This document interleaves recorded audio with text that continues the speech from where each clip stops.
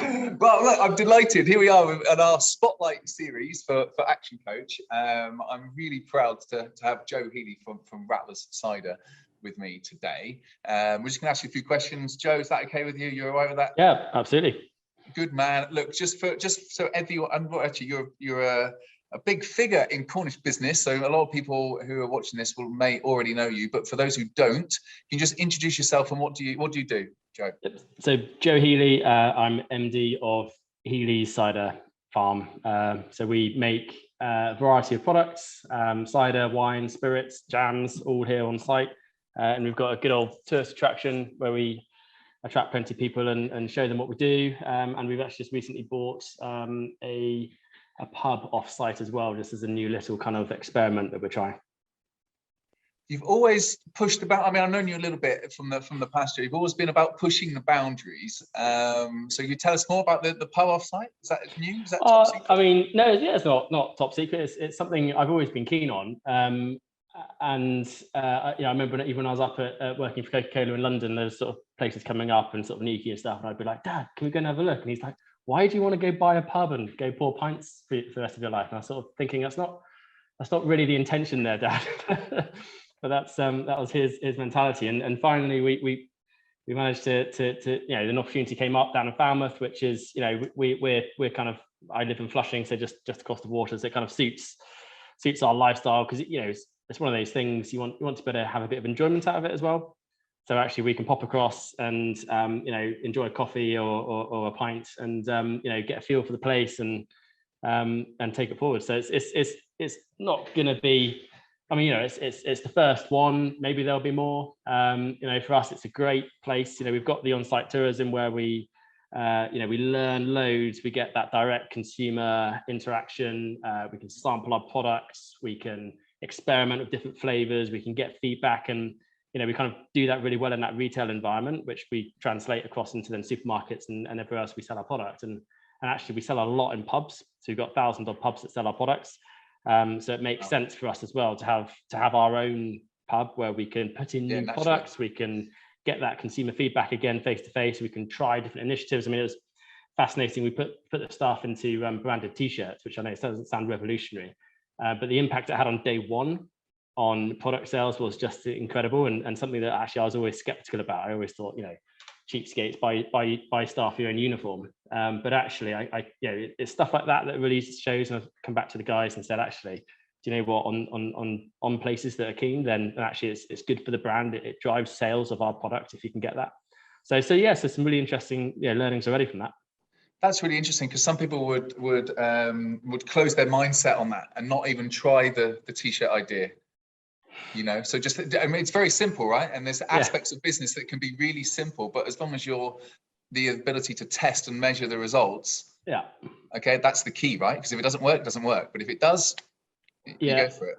And it's always very difficult doing that when it's not yours. You got good relationships with customers, and you sort of say, oh, could we try something? But until you get the actual figures and you can really control it, and you can control the way it's messaged, and you can control the whole part of that process, that's when you can get like some true data back.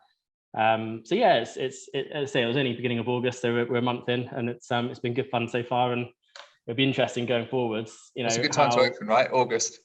Well, it was obviously an existing business, so all the staff were already in place, and actually I've been really impressed with how those guys have kind of integrated into our business, which was a big worry. But again, that was a big learning curve for all of us. We've not done that before, So integrating that into the business and taking it forward it's really exciting. Awesome. So, Joe, I'm really interested in the journey that I guess Healey's Cider Farm, but Healey's in itself is a brand. But can you just give us a brief history of the brand and how long it's been in the family? Well, so I mean, Dad, Mum and Dad, I should say, founded the business. So they had an off license in Mevagissey. They lived upstairs, and they had the off license downstairs.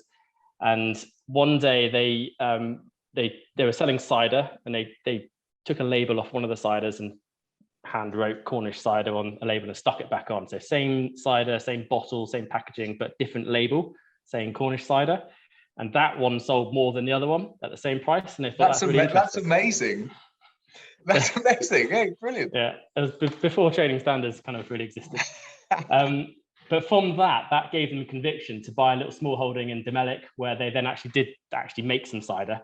Yeah. And again, sell it in their off license. And then they picked kind of one shop in Newquay, one in Falmouth, one in St Ives, these kind of key tourist destinations, gave them exclusivity on this only Cornish cider on the market at the time. So there was no other competition. Right. And, from there, it started to grow. And then people started turning up to the farm and saying, oh, could I have a little look around? And Dad was like, oh, yeah, well, give us £1 and I'll show you around, sort of thing. And, oh, that's an interesting little opportunity as well.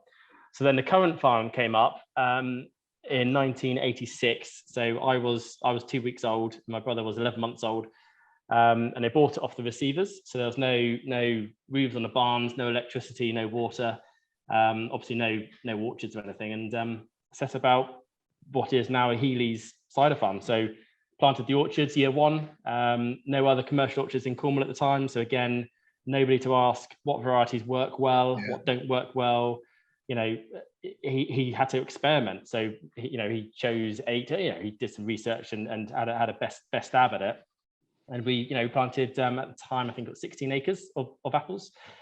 And, it grew from there. So we started making more cider, developing the on-site tourism piece, gradually refurbing building after building, and it got to a really nice level. And then myself and my brother came back after sort of doing university and being away from the business and learning from other people to start with, and sort of said, look, we're keen to run with stuff. And the Rattler brand came quite late, relatively. So pretty much when we turned 18, we sort of said to Dad, look, we're 18. We live on a cider farm, but actually there's not really cider that we're going to buy and drink, and it's just not suitable for a pub or something. Yeah. So can we make something different? And he was like, well, yeah, go on then. So is Rattler it's you and Sam, isn't it, your brother? Yeah. Is Rattler your baby? Yeah. Amazing. Yeah. So the name came from a local variety of apple grown in Truro. So there's no Rattler apples in it, but it named after the Rattler apple, and it's quite cool. So the Rattler apple's called so because when it's ripe, you pick it up and you shake it, and the pips actually come loose, so they kind of rattle in the apple. So that's why it's called Rattler. Amazing. And then had the rattlesnake as well. So it's win-win. Yeah. So exactly. Yeah. And then eventually we started really slowly in the early days, and we maximized our bang for a buck. We managed to do it with actually spending very little capex initially. So we worked closely with Snofter Brewery, who had a keg line and had kegs and had pubs and had tech services team. They had all of that already, which actually was not really being used for them at the time, because whatever they were selling before was kind of in decline and whatever. So they had capacity. So we made cider, shipped it to them, they kegged it, distributed it, and just dealt with everything. Fantastic. And it was a really interesting, synergy there. And then we did the same with the bottle product. So we again made it all here, and then we tankered it to a co-packer up in Somerset, and they would then bottle it, and then we would get bottle stock back, which allowed us to then enter supermarkets and build up enough volume so that we could justify investing then a large amount of money in, I think it was 2014, where we basically bought back all of that external packaging back in-house. So we I think it was 3.8 million at the time in our new visitor centre and warehousing and bottling line and tank space and that whole project. And then since then it's kind of just evolved. We've been able to compete more in supermarkets. So we're now national across all the core supermarkets. Yeah. We put a new keg line in 2 years ago, which is just a dream, fully automated with one person. It can churn out 450 kegs easily in a day. One person, 450 kegs a day. Yeah. There you go. That's leverage. Well done. That's fantastic. But just in the interest of time, Matt, I'm really interested in your journey as the business owner. Okay, because a lot of people start businesses and they don't have this family business to go into. But when you were growing up, did you know that you were going to be MD of the cider farm? Was that always your ambition? Yeah, it was. Okay, and so how did you? Well, it makes sense, right? And how did you go about getting that knowledge? You obviously in inspiration from your parents, and your mum and dad would have taught you, a lot and stuff. Yeah. But who's been really imperative to your development as a business owner? I mean, yeah, without doubt, Dad is, you know, for those that know Dad, you know, he's a very, very astute business person, very creative, very outside the box, typical entrepreneur, and certainly learn a lot from that. And then I think that married with, you know, I went to University of Bath and did business administration. I then worked for Coca-Cola for 3 years, which is the kind of epitome of like corporate and, you know, and actually I think the two of those things kind of almost the other ends of the spectrum. And I've sort of tried to assimilate the pros and cons of both approaches, because there's definitely pros and cons of both approaches, and try to then mold, I guess, you know, how I now am.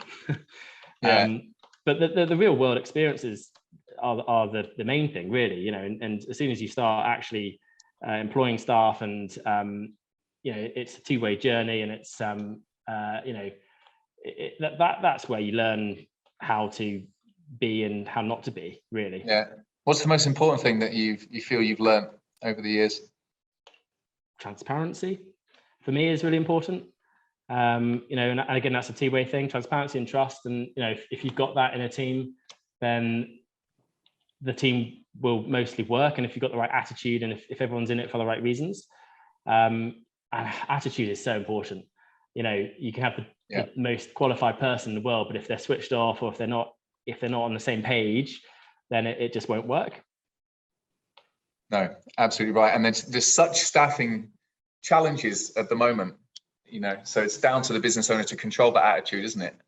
You know, and your culture, take it to them, so that people understand what they're getting into when they work for you. And it's really difficult as you grow, because you end up having layers, and, you know, with the best will in the world, you know, we're now, well, if you include the pub, I think we're 160 people on the books. And with the best will in the world, like, I can't be with everybody all the time, every day. And you end up having to rely on those layers to convey in the same way as you would want to convey. And sometimes that doesn't really happen. And that's where then, you know, you get some people that get a bit disillusioned when actually it's kind of, you know, maybe the message has been diluted or not communicated in the right way. And that's a challenge. That's a real challenge. Yeah, absolutely. Okay, I've just my final question for you, just regarding, you know, if anyone here is just starting their own business, or, you know, interested in going into business, what advice would you give to someone? I mean, be brave, you know, have conviction, but don't be foolish. You know, research your market, research your customers, research the competition, spend the time, put the time in to understand what you're getting into. And if having done all of that, your gut says go for it, then go for it. Be brave. Brilliant. I think that's what I'm going to, you know, put as a little quote for you on LinkedIn, mate. That's fantastic. Cool. I could have done this all day, but I know that you're a busy guy. You've probably got the BBC waiting for you.